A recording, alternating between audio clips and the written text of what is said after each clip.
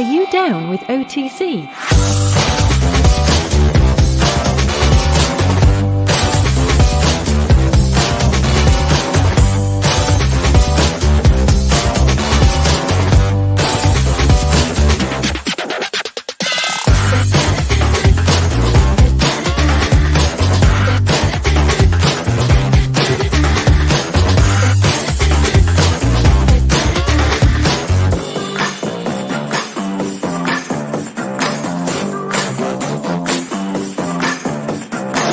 Are you down with OTC?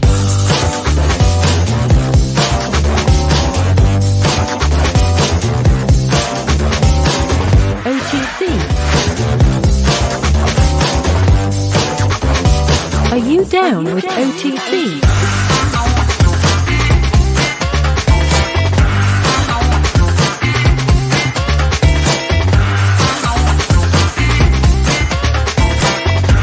Are you down with OTC?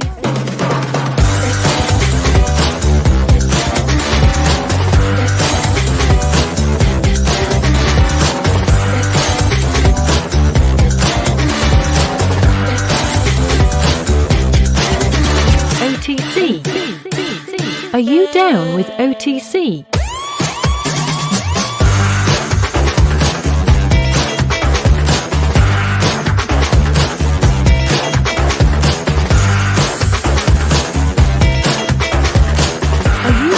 Down with OTC.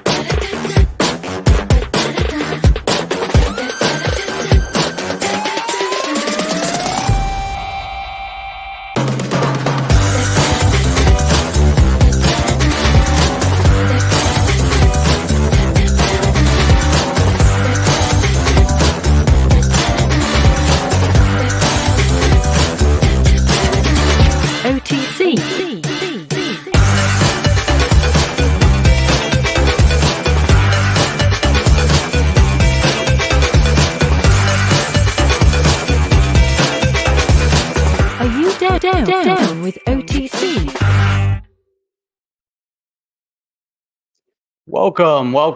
Welcome to On the Chain. This is Jeff, co-host Chip. What's up? There he is. What is going on? How's everybody? And today, Chip, there's a few things that we want to go over. I wanted to talk today a little bit about market corrections, buying the dip, and whales buying 90,000 Bitcoin valued at like $2.1 billion. And then we got to talk a little bit about the Ripple and the XRP. Got to talk about some of the other digital assets that are in the space. There's actually some movement going on with Hedera as well. Yeah, sounds good, man. I'm in. Man, I was going to talk about bands again, but that didn't go over so well last night, Jeff. That's awesome. It didn't go over so well. So let's talk about XRP too, because there's a lot of cool stuff going on. XRP. Let's jump it off. Let's go. Let's go.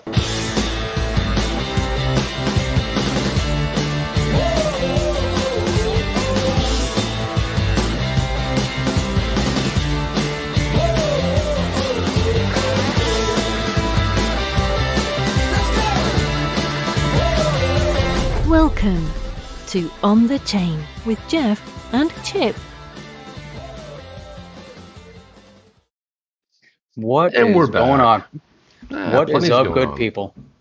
That's Jungle's line. It's patented. That's true. Television. Yeah, the revolution will be televised, Jeff. It's all patented. We can't touch that. It's a trademark. It's official Jungle trademark Inc. office. That's right. On Jungle Inc. We cannot touch it. We should not go near it. You just had two violations tonight. What is going on with everybody tonight? That's been stuck in my head for so long. I can't tell you. You know, I walk into the room and my son's hanging out with his friends. I'm like, "What is up, good people?" Yeah. And they look at me like, "What the hell are you talking about?" My son gets in the car. I pick him up at school. I'm like, "What is up, good people?" Yeah. By the way, Jeff, this is the part of the show where people have been getting a lot of hate mail lately. A lot of email, a lot of hate comments. They're like, "Dude, just get to the news." enough with the fluff. But so I watch these YouTubers. Yeah, I watch these YouTubers out of their Italian couple, and they start off all their videos with "Good morning, beautiful people," and I'll be like, "Good morning." So that's what I say to my team in the morning. It's like, "Good morning, beautiful people," and they're like, "What is wrong with you? Are you mental?" Yeah. Possibly, maybe. Yeah, the short answer to that. Shout out where you're from. Throw it in the chat. I'd love to see where you guys are from. Where are you coming in from tonight? We'll throw it in there as we get going. Throw you up on screen and make you Twitter and YouTube famous. And where are we? We're also on Twitch and we're also on Facebook. We're all over the damn place. That's right, man. I was looking at this. I was like, man, he couldn't be talking to us. Good day, gentlemen. Good day, gentlemen. Holy cow. Is he talking to us, Jeff? I don't think he is. It could be. Weirder things have happened, Weirder things have happened. That's awesome. The weird thing when you grow old, It's like they start calling you by your last name. Hello, Mr. So-and-so, and you're like, me? No. Is that me? Could that be me? Maybe. Mr.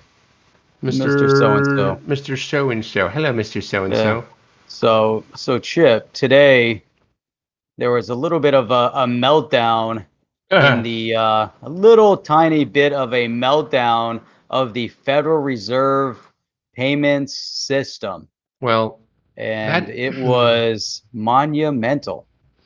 Hey, man, I'm not going to get all conspiracy tinfoil hat and everything, but Mr. Poole did tweet that today with a little teardrop coming out of the on the dollar of the George Washington, a little teardrop, and the next thing you know, boom, the Fed is down. Not saying it's any coincidence, just saying, Jeff.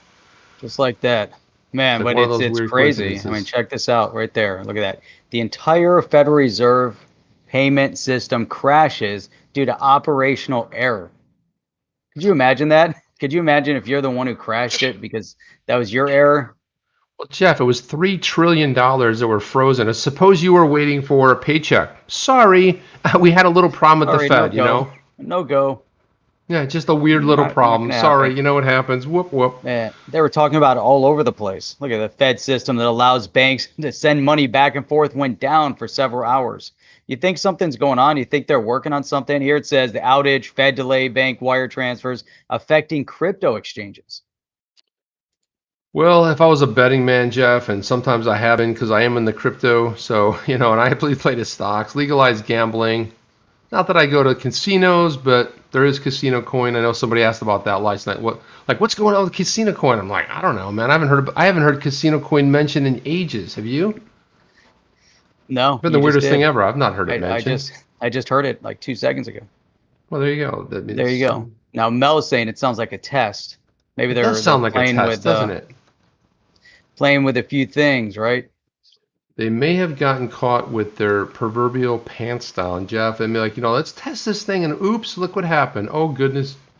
So I put out this tweet because, this is just one of those things, right, that happens. So I had said this little tweet, put this one out.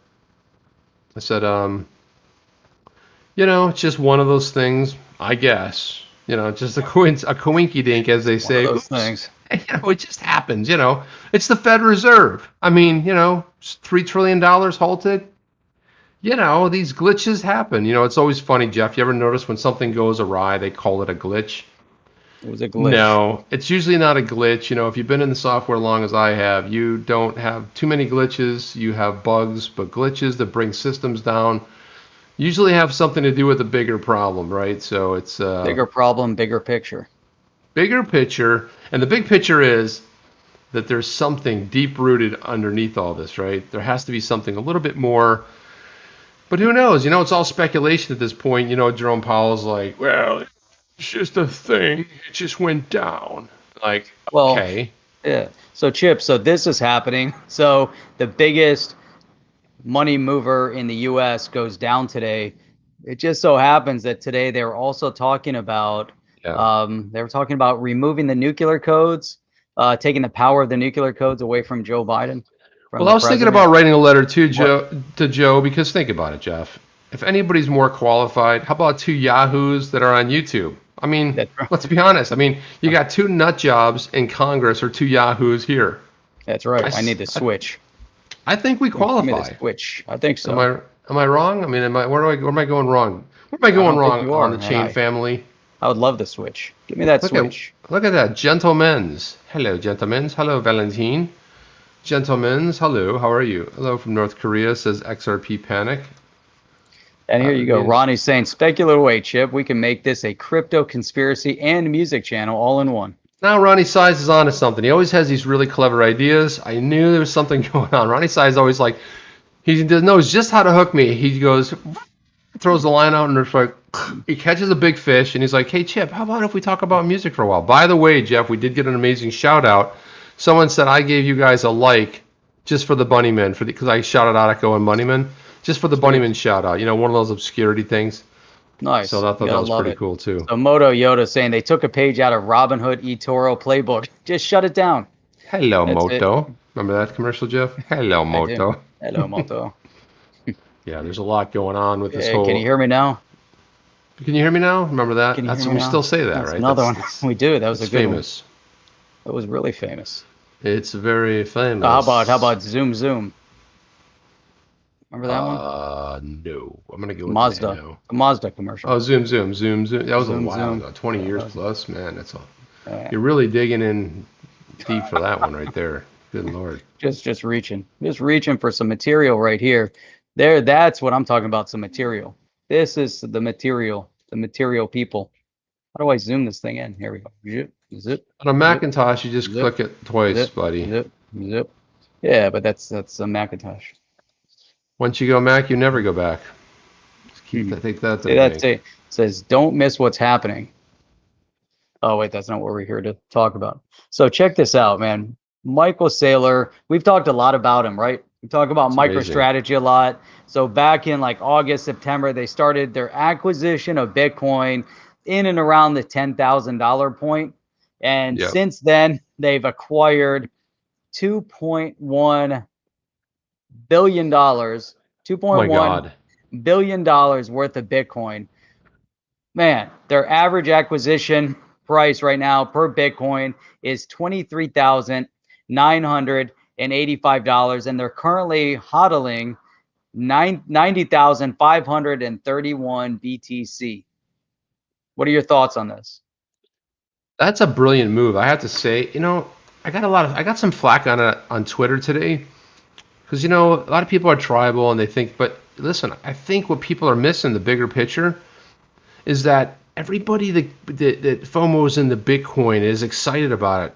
I love Michael Saylor he may be singly responsible for the increased, you know, the constant explosion of Bitcoin, because he took his, you know, the guy has some cojones, right? He's like, hey man, I've got my money, I'm gonna throw it. He's like at the poker table and he throws it all in, and people are calling him, you're crazy, you're nuts. And next thing you know, ding, ding, ding, ding, there goes the rest of the corporate, you know, world jumping in after him. And all of a sudden, he's not so crazy anymore. And Jeff, what was the average price, like his dollar cost average on those Bitcoins? I think it's his average price. Check that out right there. 23,985. So today, man, based on their holding of 90,531, that puts them cleanly at $4.5 billion. $4.5 billion worth of Bitcoin. So even as some of the people are saying, hey, you know, even if it goes down, if the bubble bursts, where's the Bitcoin bubble going to go? You know, is it going to go back to 20,000? Because in 2017, it hit 20,000, pulled all the way back to 3,001 points, settled back in around 7, 8, 9, 10,000. So, you know, about 50% of what it was at its height. So let's say it even pulled back to 20,000 right now. Is he really that wrecked, or is he going to be in it for the long haul? And, you know, where does it go from here? I mean, it's amazing what these guys are looking at.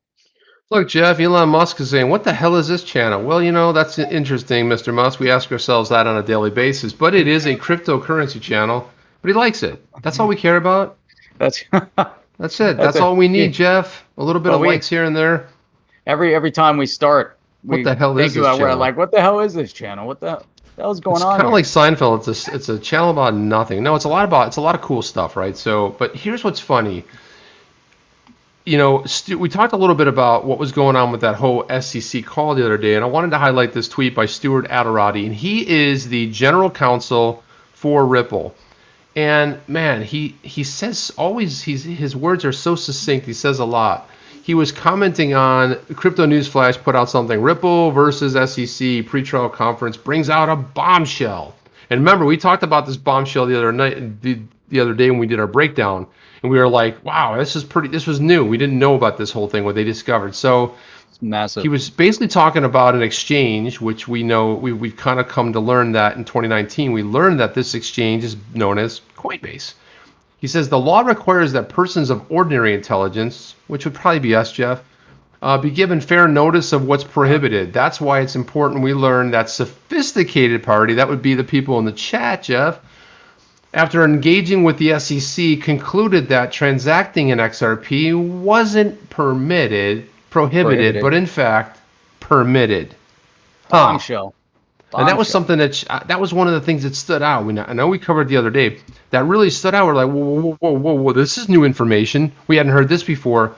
So this kind of really strengthens the whole idea that if you have an exchange going to the SEC and kind of talk, let's workshop this. Look, we want to carry XRP on our platform and blah, blah, blah. And they're just like, okay, so, we just want to make sure we're doing everything right. And they're like, all right. So they let them post it.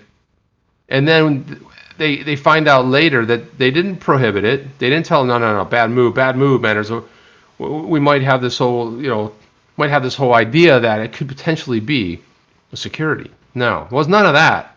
So I thought that was big news the other night, and he totally nails it. Persons of ordinary intelligence just should be given fair notice of what is prohibited. And in fact, they got a really good, strong case that this exchange was not given that. Amazing. That's it, man. I mean, look at this. The SEC seems to be digging a very deep hole for themselves. Valentine, SEC are sinking in their own waters. Man, that statement, the fact, if they ignore the fact and they allow an exchange, and it wasn't just one exchange, it was probably multiple exchanges have come to them, to clarify, to get some clarification. Then they say, hey, no, we're not even going to pay any attention. Jeff, do you smell another? It's a green light. Do you smell another FOIA request, or was that learned via a FOIA request? I mean, interesting to know. How did they find that information out? How did they uncover that? Would that be uncovered in a FOIA request? Well, I mean, if it would be. I think they would have to. Well, they would they would have to specifically be looking for something. But it's interesting that how did Ripple learn? I mean, it could have been in dialogue or casual conversations, but they knew, and they didn't mention it. They didn't say, but I mean, we've kind of come to understand based on the timing, early 2019. 2019, Coinbase, was listed.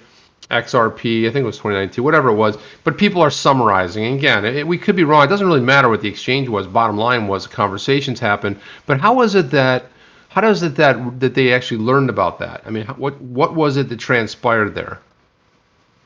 I don't know. Inquiring minds want to know. Amazing. It's amazing, right? It's interesting now. Oh, sorry. I don't know which one you put up. Go ahead and put that one back up. We'll get to this one after. Yeah, I was going to say, Channing says, guys, tomorrow Flare Finance is opening up their beta for the public. NFTs will be issued to winners. And last NFT sold on OpenSea for $14K. As you guys know, my winner, my horse in the race, somebody that I've liked and been a fan of for a long time is Beeple, Beeple. There was a phenomenal write-up in Esquire. I tweeted it out. I might just pop it in the chat. Yeah, some of his art, it's a little questionable, but I'm more into, if you guys know some of our openings, he open sourced some of his stuff, and some of his stuff was taken and used in some of our openings. I'm a big fan of Beeple. And you're like, what the hell? But also, I'm waiting for Banksy to pull the trigger. I'm waiting for some of these the popular artists to kind of pull the trigger on NFTs, and then I want to get in the NFT game. Seriously, I got some ideas about some NFTs that I want to mint that... I mean, why not? Why wouldn't you, right? And it's interesting, Jeff. Do you know who just walked in? Tell me. I can't tell you because I seem to have lost the what happened to our screen here, Jeff? I don't know how we went to dark mode. We went to dark mode. It might be El Chapo. I think we're sort of doing something. It might have been something for El Chapo. Come on, man, Berserker. There it is. That's who it was. That's who it is. I don't know what's up with the why everything just kind of went crazy. Yeah, I Crazy. think there's something going on with this. Let's see if I can get us Boom. back. Let's see. There we go. There we go. Something came weird back. happened. El That was Chapo. really- I'll blame it on him, her, El whatever. Chapo. El Chapo coming in from Kabul, Afghanistan.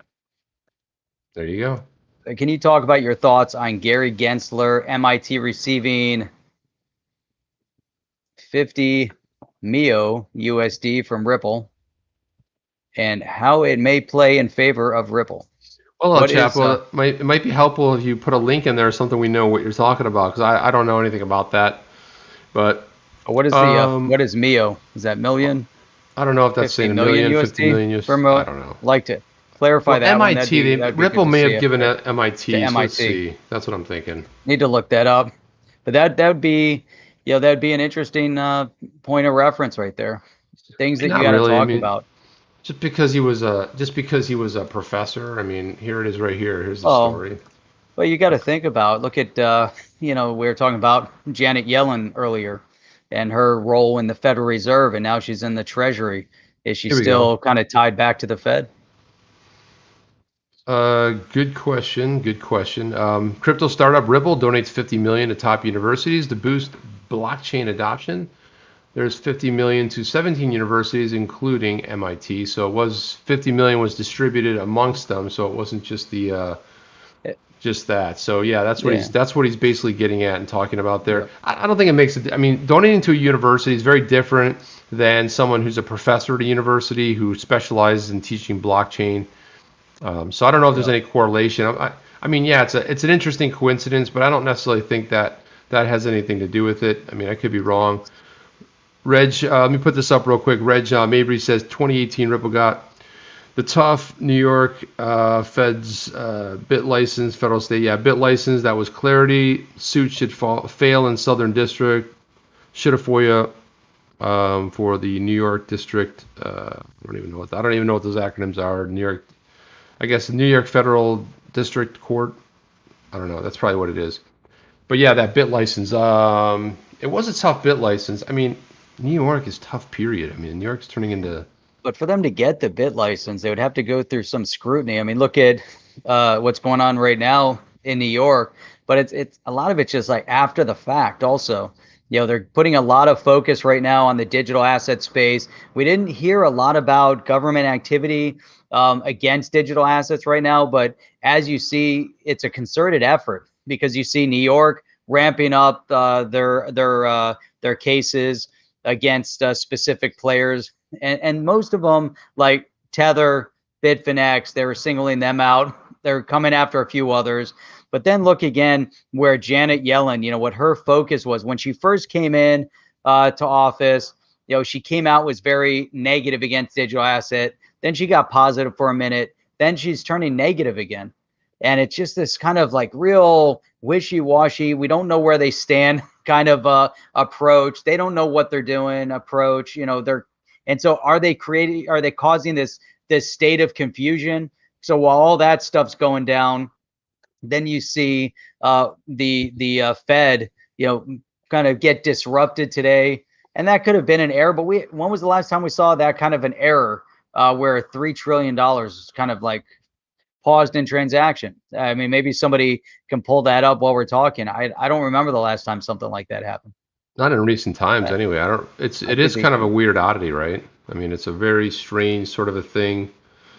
What else was in here? I saw another comment in here. Yeah, that was it right there. That was Clutch was talking about it too. Freaking Clutch. That was the that university outreach program they had.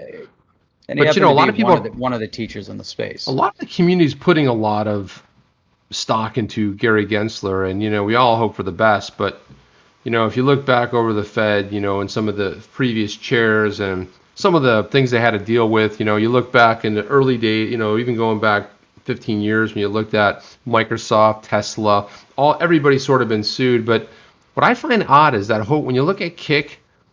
And this came up in the call, the pre-trial conference. It was funny that because I think it was the attorney, it might have been the attorney for either Ripple or Brad Garlinghouse, but brought up the whole idea of Kick and the Kin token and also Telegram and the Gram token, right? They brought those up, and it's like, they were just kind of, I mean, the money they made in the IPO and the way that they did that, they got a $5 million fine.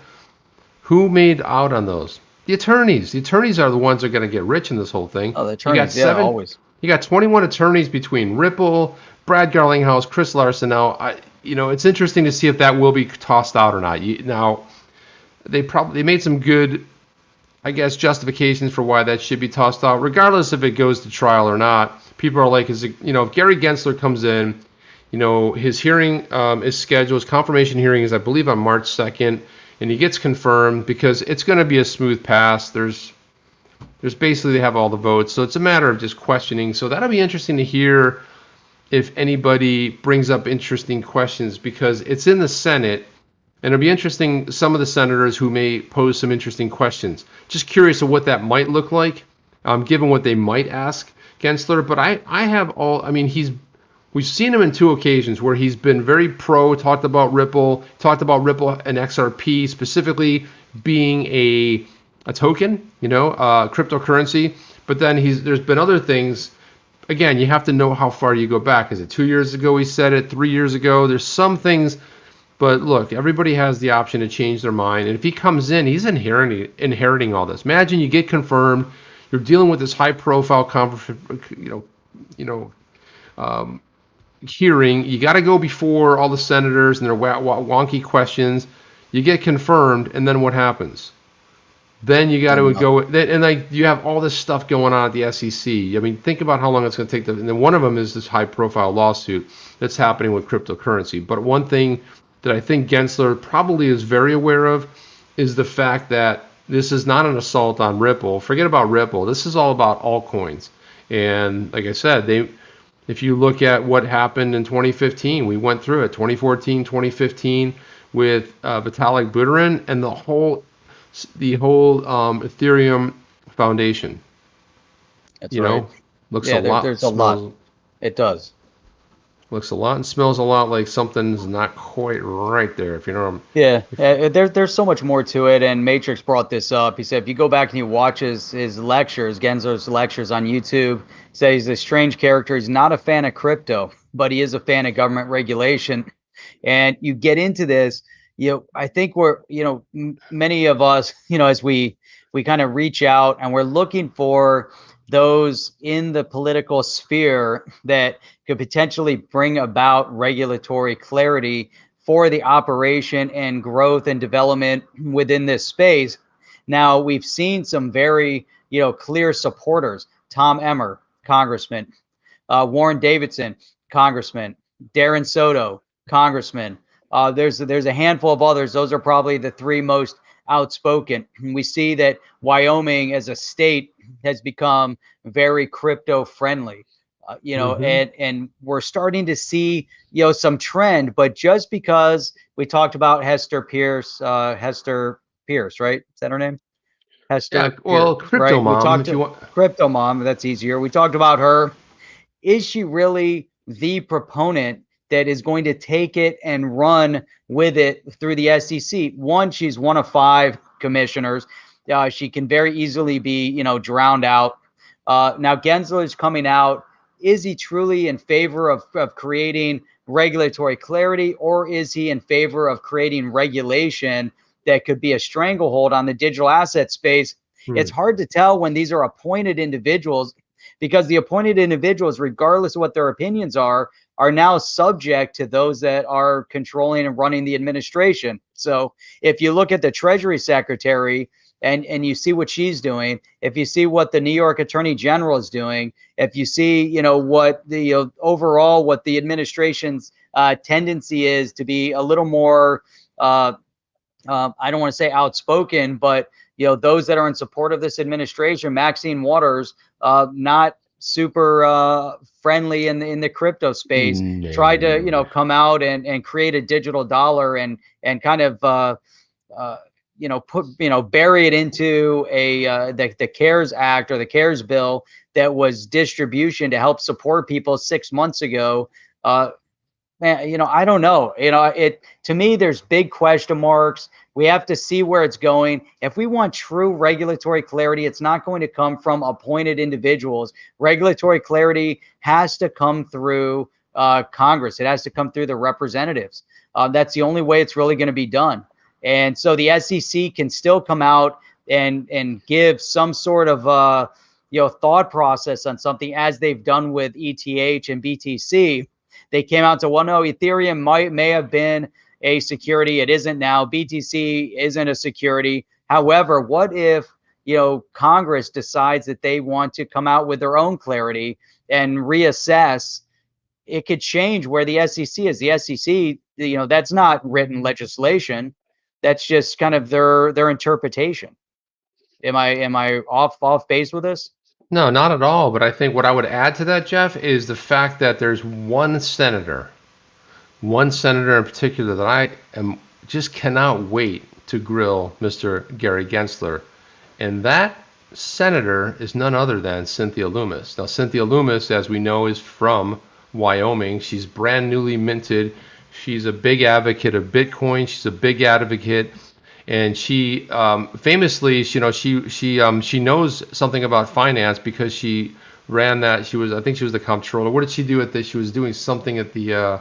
She was born on a cattle ranch, Jeff, in Laramie County. Spent her entire year fighting for Wyoming families. She was first elected to the House. She became a no-nonsense conservative, principled policymaker. She's a fighter, man. She's a fighter. But one of the things that I like is that even though she's a fighter, she doesn't want anything to be partisan. She's like, let's fight for this together. And one of the things she said is like, let's do it together. Let's not try to make it a partisan issue, because digital assets isn't a partisan issue. But this is someone, I mean, there might be a lot of other senators, but one of the senators that was the first, I think, to publicly announce that she had Bitcoin. Bitcoin. And she's financially she's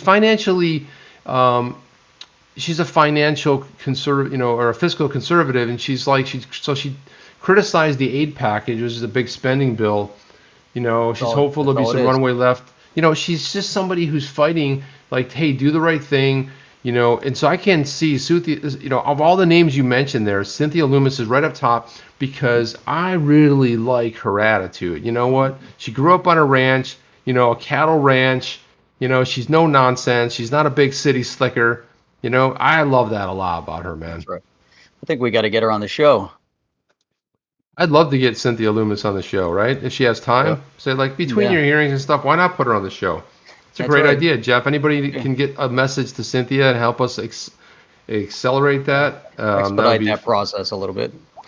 Yeah, accelerate it. Why not? Yeah, so here's Jose. He's talking about, could Wyoming experience the growth Las Vegas did with gambling by being a crypto-friendly state? The other night we talked about where Delaware is in terms of corporations. Wyoming is, as far as crypto friendly, being crypto friendly to companies. Man, I do see it. Other than the weather, it definitely has a great opportunity to attract some big companies, some big players over there. Is it going to be as big as Las Vegas? I think a good comparison would be Silicon Valley. I think Wyoming could potentially be the next Silicon Valley, because of the fact California is not going to be crypto friendly anytime soon. So those companies really need to leave San Francisco area. They need to leave California in general. Go find a state that is going to be friendly, to your passion, to what you're building. Otherwise, what's the point? I don't understand that. Why would you have a company headquartered in a state that isn't friendly to the very product that you're promoting? And that would be for anyone in New York as well. They need to leave New York. They need to leave California. They need to come to states like Florida and Wyoming. Wyoming for obvious reasons, Florida for other obvious reasons. I would suspect that Florida would probably be next on that roster as far as being crypto friendly, just because of the friendly nature of business. Also, we have the mayor of Miami.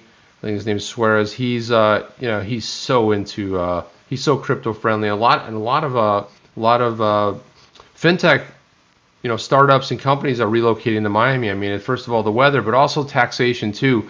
One of the things you learn as you go around in life, people who are officials. Now, somebody in the chat said never trust a politician. I totally agree with that. But if you're a politician, you love taxing people. You love to stick your thumb on people, stick it in their eye if you know, roll it around a little bit. But if you're a person just going about your life, let me do this, let me put this over here, let me make dinner, let me go to work.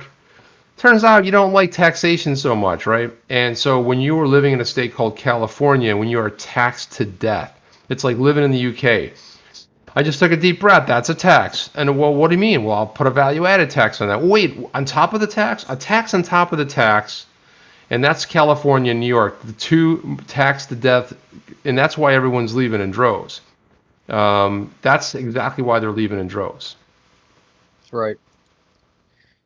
Right, check this one out. Free MPG. Dubai's IBC Group pledges 100,000 Bitcoin, the largest Bitcoin investment in history, to support the setup of the Miami 2.0 blockchain strategy foundation. There you go. Miami is rising, and you know, all they have to do is put a little legislation in the coffers up there at Tallahassee, which is the capital. That's where my daughter lives up there, and she goes to school up there. And you know, it's all they have to do is like put it in there. It wouldn't be hard to pass something, but that's what they have to do. And I would imagine that would probably be a nonpartisan effort to try to do that. That's right. So Jose followed up here. Wyoming will bring competition to the markets for the U.S. Hopefully they gain enough profits from crypto companies so other states hop on because of FOMO. You know what? I'm thinking about this. Think about Dubai. Think about Saudi Arabia. Think about countries that have these natural resources, the black gold, the oil. They became extremely wealthy countries based on one product. But they did really well. So now imagine if you can take that same concept, just like Silicon Valley got extremely wealthy off of, the high-tech boom, the dot-com boom. Wyoming does have this opportunity to become, the epicenter and lead that same type of boom that will trickle, kind of trickle down to other markets. And that's why, I agree, Chip. I think, Florida definitely has a good play with that. So, we'll definitely love to see it. Well, here's Steven Martinez. He says, I'm in Cali. Yes, taxed to death. I'm still making good money considering. Yeah, but here's one of the things, one of the things that I believe has emerged. I've seen some of the organizations, companies in Silicon Valley. Originally, they said, "Hey, go live anywhere you want. We're gonna be closed down office for at least a year." And then what they wanted to do is say, like, well, if you move to Omaha, Nebraska, and you can live like a king making $100,000, then we're gonna lower your salary. Now what they said is it's becoming more, I guess, positive and more popular, that they say go live wherever you want and you'll keep your San Francisco salary, because salaries tend to be higher in New York City or in San Francisco or in other parts, LA and other parts, only because it's an expensive place to live. It's an expensive place to live, but also the taxes. Especially if you're living in Manhattan, you have a city tax, you have a state tax, you have a federal tax, you have, other taxes of living in Manhattan. It's just insane. So yeah, there you go. There you go. There you have it. It's Jeff, all check good. this out. Look at this. 287.2 million XRP moved by Ripple. It's European ODL partner and Coinbase. This just came out. It says tracking service Whale Alert shares data on large crypto transactions. Announced several large XRP transfers were detected less than 24 hours ago, with Ripple, Coinbase among the participating parties. That's pretty interesting. A staggering 288 million XRP. Ripple transferred 30 million XRP from its wallet to the Bitstamp exchange, also an on-demand liquidity platform that operates in Europe. Anything going on there, Jeff? Largest transaction here was conducted by Coinbase at the top-tier San Francisco-based exchange, shifted 158,892,690 XRP tokens. That's roughly 74, just shy of 75 million USD between its wallets. So you see a little bit of shuffling, or Ripple maybe funding something going on and over in Europe. Maybe they're just creating some liquidity. Hard to know really what they're doing, but dude, it's a play. I think you're bringing up some really solid points. Globally, we're seeing a lot of different pieces that are falling into place right now.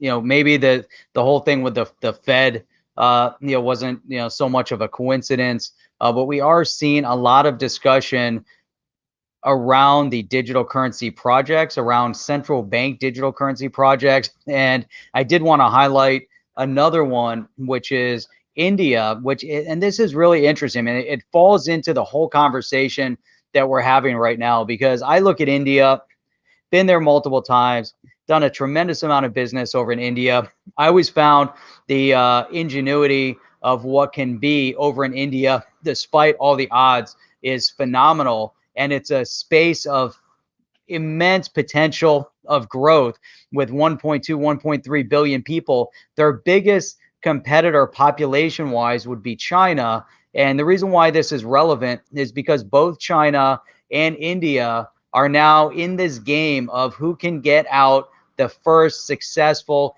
digital currency project to their people. The only difference is that this is centralized. This is going to be another centralized CBDC. And here you have the RBI, the Reserve Bank of India, getting ready to launch their own CBDC, while at the same time, there's a lot of talk about shutting down digital asset trading.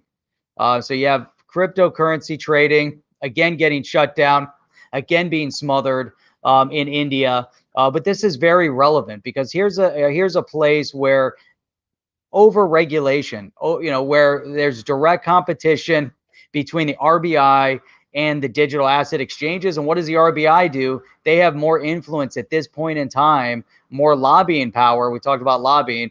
They have more lobbying power in the government. And it's gonna be an interesting predicament to see. But to me, there's just a lot of, it's important to see this kind of focus as we're moving into the digital era of currency. But we also have to be very cognizant of the fact that they're not the same, right, Chip? The central bank digital currency, No, not at all. it basically, it gives us possibility of indefinite printing. What do you think? I mean, that's I don't hear any. You're right, Jeff. There's not a lot of conversation circulating on that. There's a lot of conversation about, do we go to a digital dollar, the digital yuan, the digital everything, a digital some form of their fiat currency. But there's not even anybody asking questions like, well, how many are you gonna mint of these things? It seems to have been a problem. It almost seems like it's a green light. I mean, obviously they do that ad nauseum in the U.S., right? They go crazy with that. But what about in other countries? They're all like big and high. We got to do this, the next big thing. But they don't say like, that's exactly what we're going to do. We're going to create a certain supply and that's going to be it. No, there's nobody talking about that. So, and the other thing too is there's not a lot of transparency around it. Nobody really knows what's happening. So yeah, I do worry about that a little bit, Jeff. I mean, something that I wanted to pull up here. This is something that James Rule XRP tweeted out. Decentralization equals freedom. Freedom. Wah, wah, wah. Centralization, control, censorship. Block it. Right? But look at this right here. So he tweeted this out right here. He said, preconditions for a general purpose central blah, blah, blah, blank digital currency. So here it is. This is from the Board of Governors of the Federal Reserve. Jeff, I tried like 6 times to read this.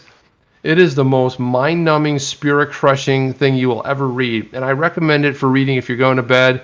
You know how you wake up, you're like, man, I just can't get my head straight. I keep thinking about stuff. Read 2 paragraphs of this, and you will instantly be put to sleep. Listen. Let me just read. I'm not going to read too much of this, but just let me read the first sentence. What was the title of this? What's the title? The title is Preconditions for General-Purpose Central Bank Digital Currency. Written by 3 attorneys you'll never meet, hopefully, because, my God, money is 1914. What's that? No, go ahead. So let me read the first sentence. Money is a social and legal construct underpinned by trust. Conceptions of money have evolved, and money has taken many forms over the years. In North America, pre-colonial trade. Oh my God, John, I can't do it anymore. Conducted in wampum, corn, and fur pelts. As a matter of fact. So you go like, okay, I'll tell you what I'll do is I'll skip down on this a little bit. You go, okay, let me skip down, right? Let me skip down. You go, oh, good, a chart. A chart. Sources, this map compiled using data from a working paper from the IMF. Go ahead, Jeff, circulate it. That's the bat signal for digital nomad investor. We mentioned the IMF, right? IMF. So Where is he? I don't know, he must be here. So I start reading a little bit more of this, and I go like, central bank interest in CBDC research and experimentation varies significantly. However, these interests generally fall into two broad categories. One set of central banks is, I'm like, oh my God, Jeff, this is just, it really is mind-numbing, spirit-crushing BS. I really tried to get through this. I hope somebody can get through this whole thing. Maybe I'll put the tweet in, the link in there. I mean, it's just, Well, they use CBDC often. they use it, but Look how many CBDCs are sprinkled into that. well, writing right there. that's the whole point of the article, which they could have just summed it up in maybe a few paragraphs. You know how like a lot of, I love this, the UK papers do this a lot. They have the TLDR, and it's always funny in my company, they go like, what does that mean? I'm like, too long didn't read. So I'll put the too long didn't, if I send a long email, I'll put the TL, and you see that's like, and the Guardian does that. They put the bullet points. So you read the bullet points, and a lot of the tech papers are picking. You read the bullet points, you go, that might be mildly amusing and interesting. I may want to read further, but if you get to the first paragraph and it just throws you to sleep, terminology infrastructure providers, technology and infrastructure firms play a significant role in today's market. Listen, I just want to know what the Fed's going to do. Are you going to make this happen? How many are you going to mint? Just put it in some bullet points so we can all consume it, right? They have a strong legal framework, Jeff. I don't know what it means because, like I said, CBDC, clear authority, legal tender status. Look at this, Jeff. Oh, there's some more charge. Market readiness, forces driving. Well, that's great. Okay, so CBDCs have a legal purpose. It's a digital currency, centrally controlled. I mean, what is this whole thing? It's crazy to go that in depth. But obviously, they had to write something, so they had to figure out how much information they could possibly pack into it. But the one thing that I do know with all of this is that there's a Canadian bank launching a fiat-backed digital currency that it claims is the world's first. So, we've talked a lot about our bank's going to do it, our exchange is going to do it. Who's going to be the first to intermingle and interweave all the things that are going on? What's going to happen? Who's going to end up buying out whom? But here it's the bank. The bank says its VCAD stablecoin is the first digital currency issued by and backed by deposits with a North American bank. I find this to be interesting. That's big time, man. Right? That's actually pretty big. It's huge. Canadian bank VersaBank has launched a stablecoin called VCAD that plans for use in commerce. You like how a lot of these tokens, they don't talk about retail use.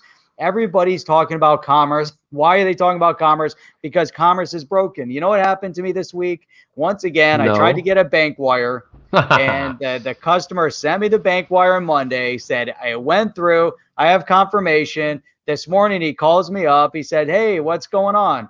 What's going on with the process of the transaction? I said, well, we're waiting on your money. Everybody's standing by. As soon as it clears, oh, hey, by the way, I got this email. Maybe you don't know, but I got this email that says the money was rejected. I said, oh, that's nice to know on Wednesday when you sent it on Monday, and we're supposed to have everything shipped out today, and everything was supposed to be moving forward. So what happened? There was a little error somewhere in the process. So now we had to start the process over again. So now we start the process over again. Well, the process started over again today. Good luck on that. So at the end of today, he sends me an email. Hey, by the way, we just completed the bank wire again. Hopefully you'll get the money tomorrow. Now, a bank wire, this is the most efficient mechanism of sending money right now that's supposed to clear and settle, supposedly, at least clear within 4 hours. Now I'm going on 4 days, So 4 days in and we still don't have the money, and that's the inefficiencies. So a lot of these institutions are identifying commerce is broken. Fiat, the way things transact, broken.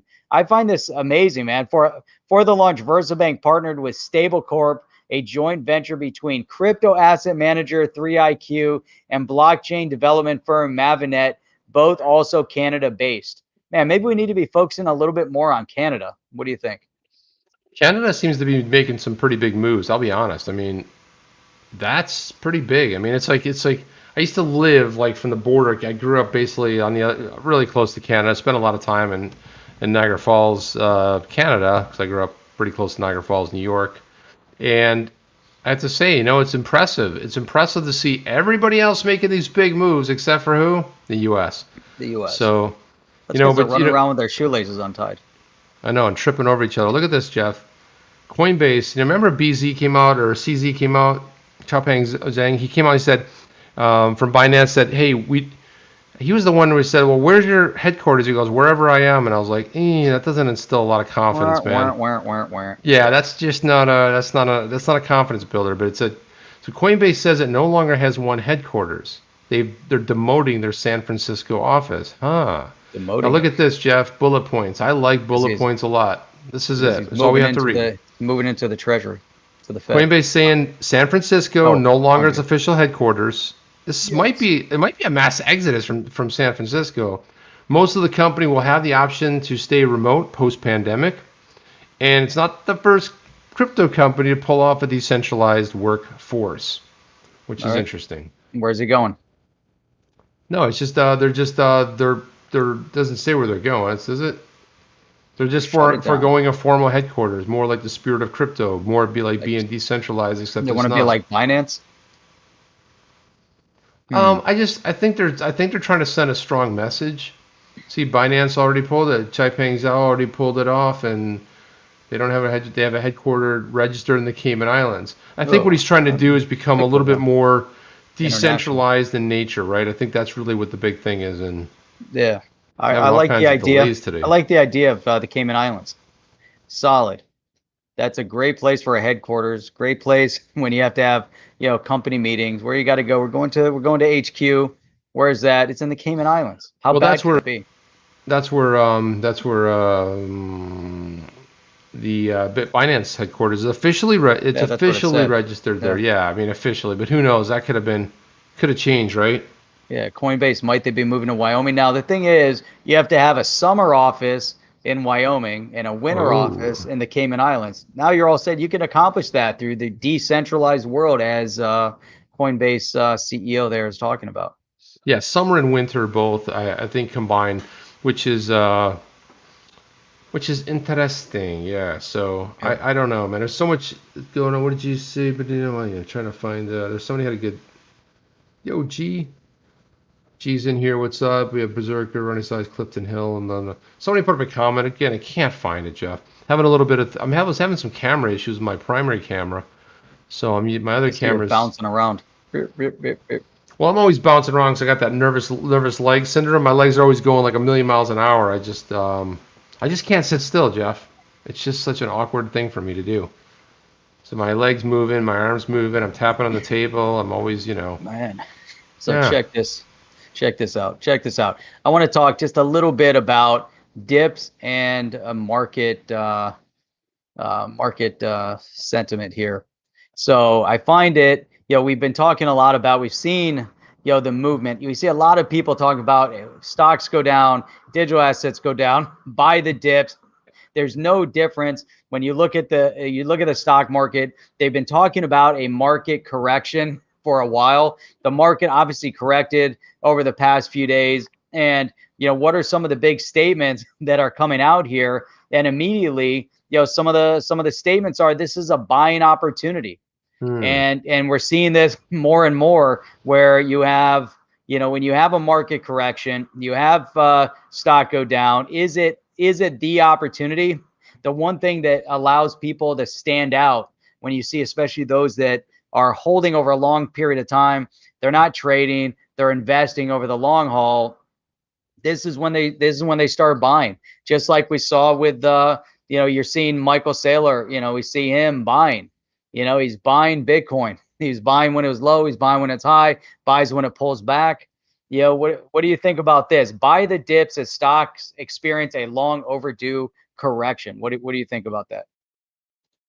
Opinion. Look at the screen, Jeff. See, if people are hitting the likes, I'm staying really still. Look. Oh, I was trying to figure out. I thought you trying to figure out. No, I didn't froze, but Berserker said if you hit the like now, I will stay still. I may. Yeah. All right, nice. There you go. Stay silent all the way through. What do you think about that theory?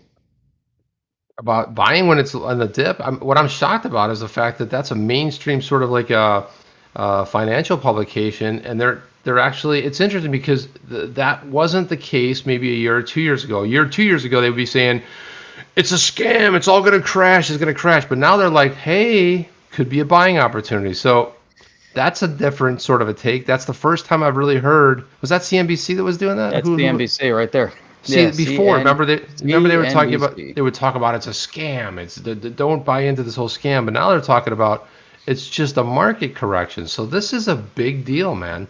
That's right. This is a big deal. We got LXD in the house. Oops. Up. Go on. Who's gonna get it first? You're pioneers in the crypto bull run. The moon. XRP to Yeah. the moon. Right. Here's something that I found. We Thank talked you, a lot Alex. about also FOMO and FUD and all of that. I was putting some articles together. I thought it was crazy. It was all on one of these investor sites, and I'm watching one day they're hyping the stock. Next day they're fudding the stock, and it was crazy. There's this one company called Ocugen out of India, and they have Covaxin, which is a COVID pharmaceutical vaccine. And so they're pumping these, doing all this stuff. Plus they're doing some other treatments for blindness. And so one day, Ocugen is don't buy it because it's overpriced. Next day, here's why you need to buy it. Here's why you need to sell it. Here's why you shouldn't buy it. I mean, and we see the same thing in all spaces. You wonder why people are, go crazy. It's like, this is why you can't, get your feedback based on what people are saying over there. You just got to do your own research and kind of navigate and try to figure things out the best you can. Yeah, but It's tough. At Joel Katz, better known as David Schwartz, said he doesn't understand the whole do your research. What if you're not a good researcher? He's like, what if your research is bad? So you got to be careful about that. Just investigate it. I like reading comments. Berserkers like, hit the like, you cray mothers. I like that. So I'm gonna go with that. Please, Mr. K saying, yeah, come on, hit that like button. You guys know what it's about. Right. Click on that like button. We got Monty Macer saying dollars, holla for dollar. Yeah. Hey, so if you guys are brand new to this channel right now and this is your first time in, you're like, who the heck are these guys? What is this channel all about? But I like it. Hit that subscribe button. After you hit the subscribe button, make sure you hit the bell notifier, because then every time we go live, you're going to get a notification that our video is going live. Plus, when you hit subscribe, you hit the bell notifier. It definitely helps the channel. Make sure you hit the thumbs up, because we definitely, getting the likes definitely helps us out. And before we go anywhere, Chip, we got to put this up there because you did a prediction post thingy, whatever you want to call this, poll. Oh yeah, I forgot about that poll. Thanks for bringing that up. That's the poll I'm trying to figure out. And the three outcomes there: settlement, XRP not a security; Ripple find no clarity; SEC wins, XRP a security. Are you shocked by the outcome? Well, I was a little bit shocked in the beginning because it was really trending heavy on the settlement. I was like, whoa, everyone thinks about a settlement, but XRP not a security. There's a lot of confidence going on. I mean, there were like 424 people that voted in this. It wasn't a long poll, so it probably would have gone longer, but just wanted to see what where people's heads were, right? And it's just a sample of the audience. But settlement came in relatively pretty close. 40. You look at how close that is. They're just a little bit off, and then you've got 11% coming in with Ripple no clarity, and then finally, there's actually 4.5% of people out there in the community that think the SEC wins, XRP is a security. Now, I tend to think they may be tribal in nature. I'm not sure if that's XRP community. I know that a lot of people follow me and us, and that's a weird one. What are your thoughts when you saw that? I saw the 4.5%. I said, that's who gives us the thumbs down. There's our thumbs down all the time. With a thumbs down. 8, 10 every time, 9, 10. I look at other people's channels. They have like 1. They have 400,000 likes and 1. We don't get that many thumbs down. We get it's not that bad. 1, 2. There's always one. There's always one though. But in the early days, thumbs down. When you used to do your how to review, you used to be like, and look, if you don't like it, give me a thumbs down. I'll be like, no, Jeff, that's the wrong thing to say. It's like I always say, like, hey, check this out. Like I did last night. Like, hey, check out my music album. If you like it, I'd love to hear from you. If you don't, thumbs up, thumbs down. Keep it to yourself. Don't tell anybody, okay? Just keep it in here. I like the comment. I always tell them, give a thumbs down and then leave a comment below and tell me why. Because then you get to engage. I mean, Okay. look, we've had people that have come on and said, I'm not happy because blah, blah, blah, blah, blah. Like our timer, our 3-minute timer in the beginning. Why do you guys do it? I don't like this. I don't like the music. And then we tell them, look, here's why we have to run the timer. Here's why we do this. And like, oh my God, that's amazing. Or if something came up, it's awesome.